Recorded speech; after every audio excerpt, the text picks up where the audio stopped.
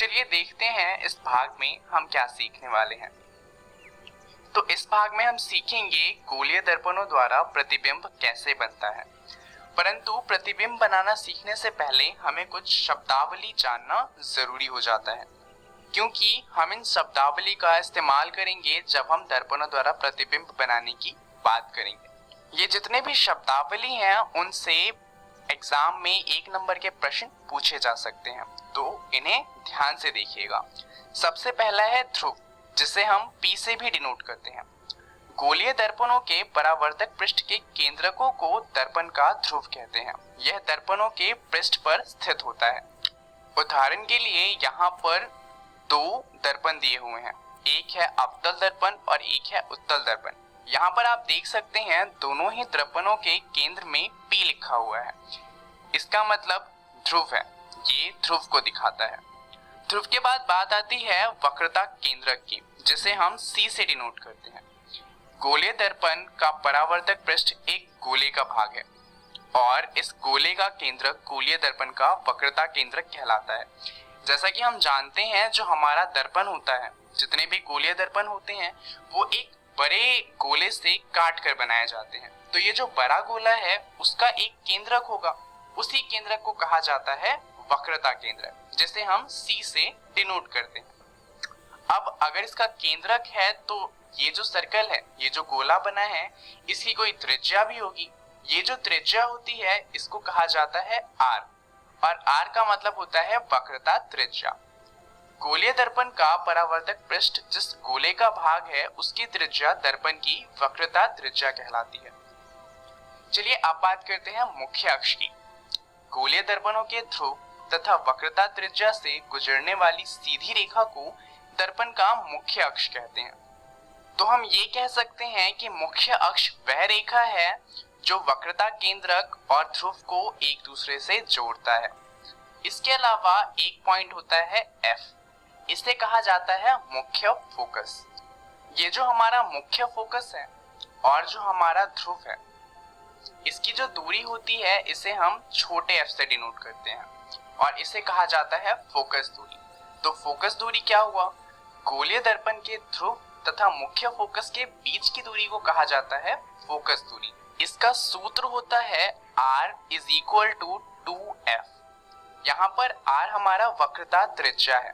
अब जैसा कि हम जानते हैं जो वक्रता केंद्रक है हमारा C और जो हमारा ध्रुव है, हमारा मुख्य फोकस उसके बिल्कुल बीच में होता है। तो जाहिर सी बात है जो हमारा वक्रता त्रिज्या होगा और जो हमारा फोकस होगा, तो हमारा वक्रता त्रिज्या हमारा फोकस का डबल होगा और इसलिए हम कह सकते हैं R बराबर में 2f। तो चलिए अब जानते हैं कि आखिर मुख्य फोकस का काम क्या होता है। अगर हम बात करें अवतल दर्पण की, तो अवतल दर्पण का जो मुख्य फोकस होता है वो दूर से आने वाली जितनी भी रेखा होती है उन सभी को फोकस पे लाता है। यानी कि अगर अनंत पर कोई हमारा बिंब रखा हुआ है तो उसका प्रतिबिंब बनेगा फोकस पे, क्योंकि अनंत से आने वाली सारी रेखाएं जाकर मिलेंगी हमारे फोकस पे। अगर हम वहीं उत्तल दर्पण की बात करें तो उत्तल दर्पण पे अनंत से जितनी भी रेखाएं आती हैं वो अलग अलग दिशाओं में चली जाती हैं, परंतु अगर हम उन दिशाओं को पीछे की तरफ लेके आए तो ऐसा प्रतीत होता है कि जितनी भी रेखाएं हैं वो पीछे की तरफ एक पॉइंट पर मिल रही हैं, जो कि पॉइंट होता है हमारा फोकस। तो यहाँ पर हम कह सकते हैं कि दर्पण के पीछे फोकस बनता है उत्तल दर्पण के केस में, क्योंकि यहाँ पर रेखाएं क्योंकि आगे जाकर बिखर जाती हैं, ऐसा लगता है कि वो पीछे फोकस से निकली हों। तो हमारी शब्दावली यहीं पर समाप्त होती है। अब हम देख सकते हैं कि दर्पणों द्वारा प्रतिबिंब बनता कैसे है, परंतु उससे पहले आइए ये जानते हैं कि हमें देखनी क्या क्या चीजें हैं। सबसे पहले हमें साइज को देखना है कि क्या जो हमारा प्रतिबिंब बना है वो छोटा है या फिर समान साइज का है। दूसरा हमें देखना होता है स्थान, कि आखिर जो हमारा प्रतिबिंब है वो वास्तविक है अथवा आभासी है।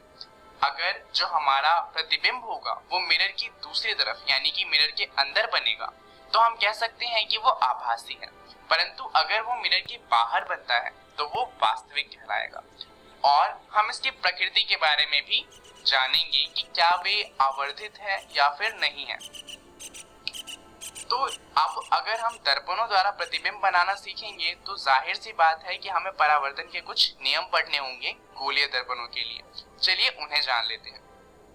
दर्पणों के मुख्य अक्ष के समांतर प्रकाश की किरण परावर्तन के पश्चात अवतल दर्पण के मुख्य फोकस से गुजरेगी अथवा उत्तल दर्पण के मुख्य फोकस से अपसारित होती हुई प्रतीत होगी।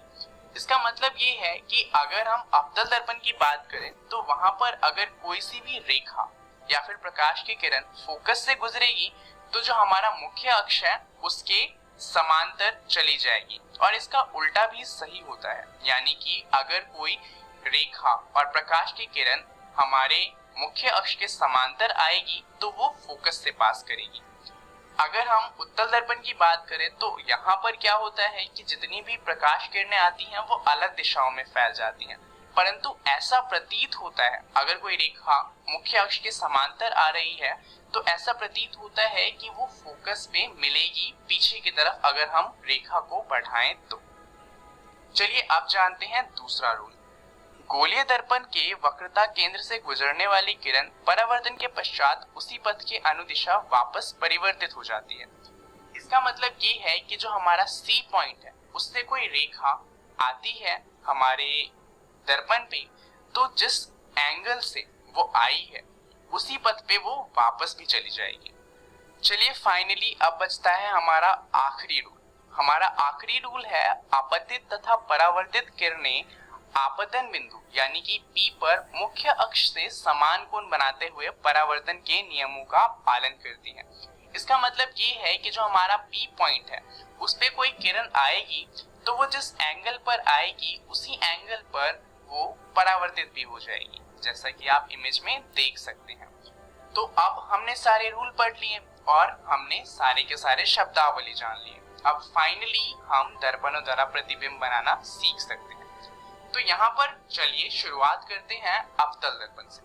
अब हमें करना क्या है कि सबसे पहले जो हमारा बिंब है उसे हम सबसे दूर रखेंगे यानी कि अनंत पे रखेंगे और धीरे धीरे इस बिंब को पास लाते जाएंगे और देखेंगे कि जो हमारा प्रतिबिंब है उसमें क्या बदलाव हो रहा है।